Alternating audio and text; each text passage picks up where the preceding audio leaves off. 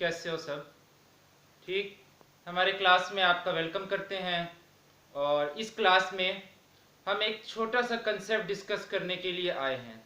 वो ये कि इससे पिछले लेक्चर में आपको कहा था कि H3BO3 जो है ऑर्थोबोरिक एसिड, ये एक वीक एसिड होता है। ये एक वीक एसिड होता है। वाटर के अंदर जा करके ये बनाएगा H positive plus BOH4 minus. ये पिछले लेक्चर में आपको बता चुका हूं। अब यहां पर सिर्फ एक प्रोटॉन है, सिर्फ एक प्रोटॉन है, यानी कि ये एज अ मोनोबेसिक एसिड काम कर रहा है, एज अ मोनोबेसिक एसिड काम कर रहा है। और अगर हम इसकी टाइट्रेशन करवाना चाहें, ठीक है, अगर हम इसकी टाइट्रेशन करवाना चाहें तो किसी स्टैंडर्ड अल्कली के साथ, जैसे NaOH है, इसके साथ हम इसकी टाइट्रेशन नहीं करवा सकते। NaOH के साथ H3BO3 की टाइट्रेशन हम नहीं करवा सकते। टाइट्रेशन होता है क्या है कि अगर आपको दो सॉल्यूशन दिए हुए हैं, ठीक है, M1 है और दूसरा है M2। इस सॉल्यूशन का वॉल्यूम V1 है, इस सॉल्यूशन का वॉल्यूम V2 है। ओके, M1 आपको नोन है, M2 अननोन है, और V1 आपके लिए होगा अननोन एंड ये होगा आपका नोन। तो इस प्रोसेस से आप ये अननोन चीजें कैलकुलेट कर सकते हो। We can calculate the unknown volume of non-molar solution. We can calculate the unknown volume of non-molar solution, and we can calculate the unknown molarity of non-volume solution. Okay, ये titration है। ठीक, इसका process फिर कभी आपको समझाएंगे। अगर तुमने पढ़ रखा है तो अच्छी बात है, वरना ये देख लो कि M1 नोन होता है, M2 अननोन, ये अननोन, ये नोन। ठीक है, इस प्रोसेस के तहत ये अननोन चीजें कैलकुलेट हो जाती हैं। ओके, तो क्योंकि ये वीक एसिड है इसीलिए NaOH के साथ इसकी टाइट्रेशन नहीं की जा सकती। तो हम करते क्या है कि ग्लिसरॉल डाल देते हैं। क्या कर देते हैं? ग्लिसरॉल डाल देते हैं। इसके अंदर ग्लिसरॉल डाल देते हैं। ग्लिसरॉल डालने से क्या होता है कि आपका सॉल्यूशन, हमने कहा था, मजीद एसिडिक बन जाता है। ओके, सॉल्यूशन आपका मजीद एसिडिक बन जाता है, और जिसकी वजह से NaOH के साथ टाइट्रेशन ना आपकी हो जाती है इजी। ठीक है, आप बहुत आराम के साथ NaOH से इसकी टाइट्रेशन फिर कर सकते हो। ओके, तो ऐसा होता क्यों है? मैंने कहा था ये मैं स्पेशल लेक्चर में अलहदा बताऊंगा। इसका तो पता है ना ये इक्वेशन कैसे बनती है? नहीं पता तो चलो मैं बता देता हूं।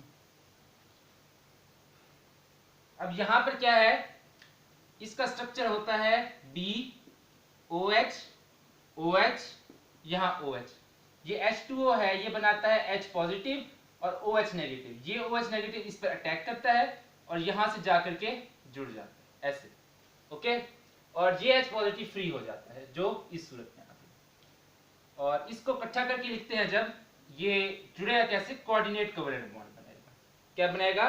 Coordinate covalent bond. और BOH4 पूरे के ऊपर माइनस आ जाएगा और इसका नाम बनेगा टेट्राहाइड्रोक्सो।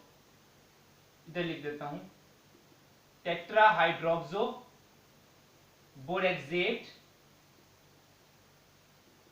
Third ion. IUPAC नोमेनक्लेचर अगर तुमने पढ़ा है तो ये सही से समझ रहे होगे, नहीं पढ़ा तो कब पढ़ाएंगे, कभी मुनासिब टाइम आने पर। जो अभी मुद्दा है हमारे लेक्चर का, हमने वही डिस्कस करना। ये समझ आ गया? ओके, होता क्या है, ग्लिसरॉल है क्या? बेसिकली ग्लिसरॉल आपका एक ट्राइओल है। ठीक है, मोनोओल, डाइओल, ट्राइओल। मोनोओल यानी जिसमें एक OH ग्रुप हो, डाइओल जिसमें दो OH ग्रुप हो, अल्कोहल्स हैं ये सारे। ट्राइओल जिसमें 3 OH हो। ओके, ग्लिसरॉल एक ट्राइओल है।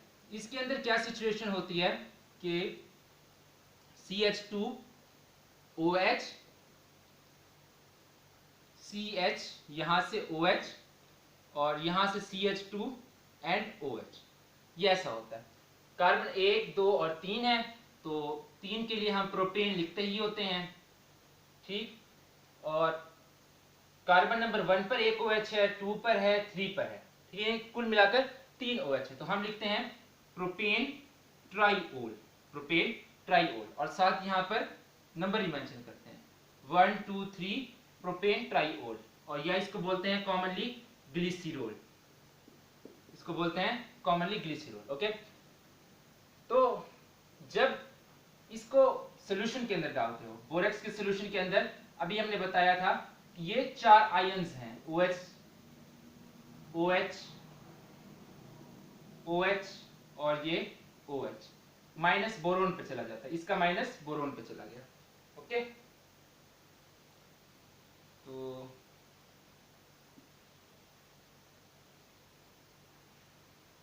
देखो अब जरा होगा क्या कि ये जो OH है, ये वाला OH, इसका हाइड्रोजन, एक मिनट मैं इसको ना जरा एक लिहाज से उस साइड पे पहले बना देता हूं, OH CH2 CHOH and CH2 and O, यहां से H, ठीक है, इसको भी ऐसे OH, क्योंकि यहां ऑक्सीजन कार्बन बॉन्ड है, इसका ध्यान रखना है बात का। और यहां से भी क्या है, OH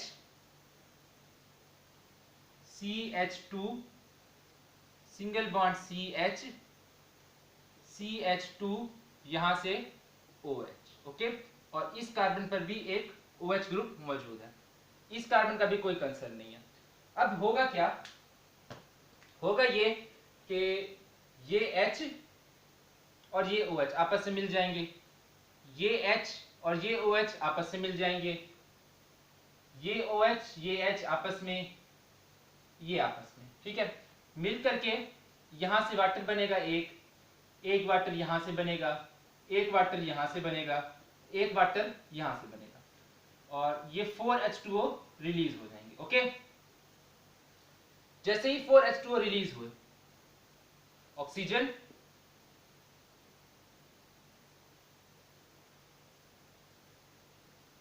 यहां पे आ जाएगा CH2O, यहां से OH मौजूद है, ठीक है।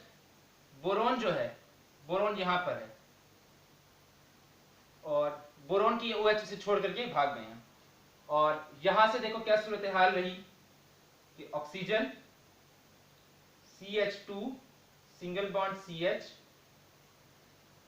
OH single bond CH2 and O, ठीक है, यहां पर ये सूरत हाल है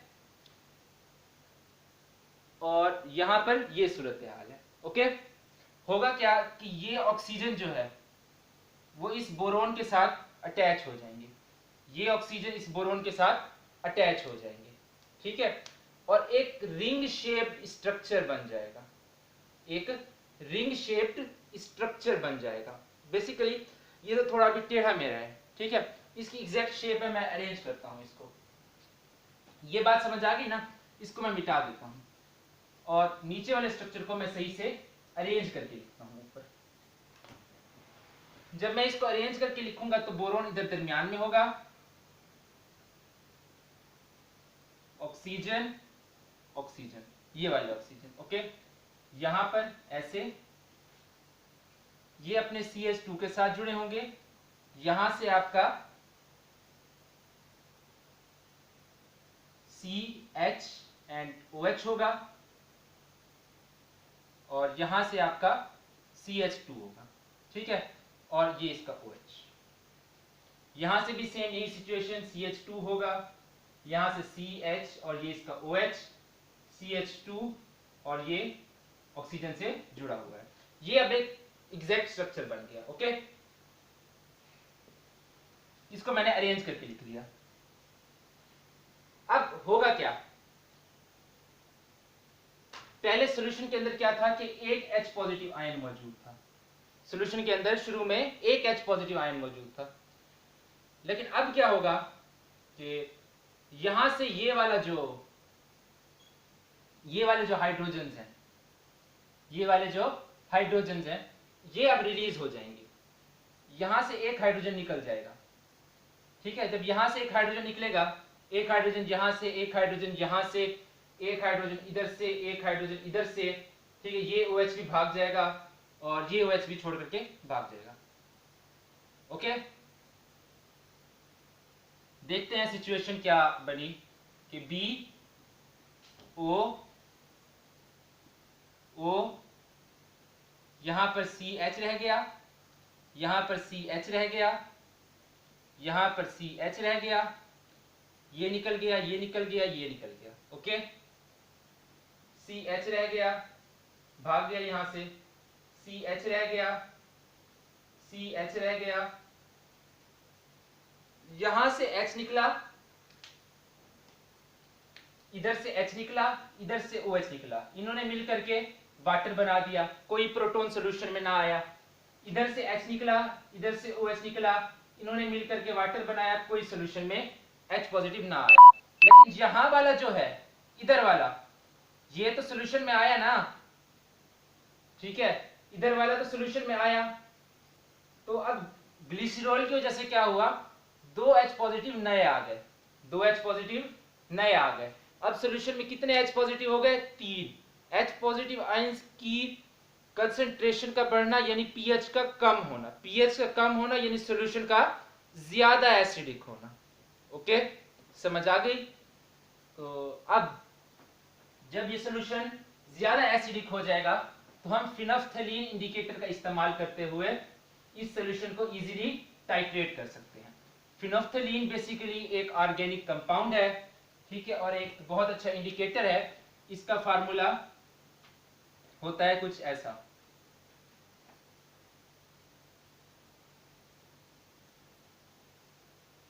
इसका फार्मूला कुछ ऐसा होता है।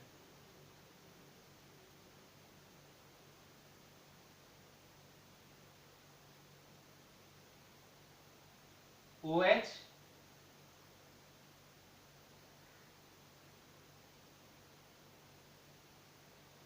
ठीक है, यहां पर भी बेंजीन रिंग है, यहां पर भी बेंजीन रिंग है, यहां पर OH जुड़ा हुआ है, ठीक है, यहां पर भी बेंजीन रिंग है। ओके, होप सो आपको बातें मेरी समझ आ रही होंगी, कंफ्यूज नहीं की होंगी, ठीक है। लेकिन अगर कहीं पे कंफ्यूज किया है तो आप लेक्चर दोबारा देख सकते हो। दिस इज फिनोफ्थलीन, ये फिनोफ्थलीन है।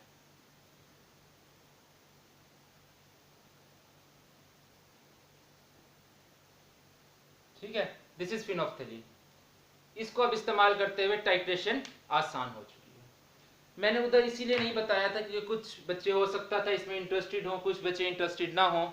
तो जो इंटरेस्टेड है वो ये लेक्चर देख लेंगे, जो इंटरेस्टेड नहीं है वो बेशक ये लेक्चर ना देखें, कोई उसकी हमें ज़रूरत नहीं है अपनी वीडियो को प्रमोट करने की, ठीक है। तो that's all about titration of boric acid. फिर मिलते हैं नेक्स्ट क्लास में। Okay, bye.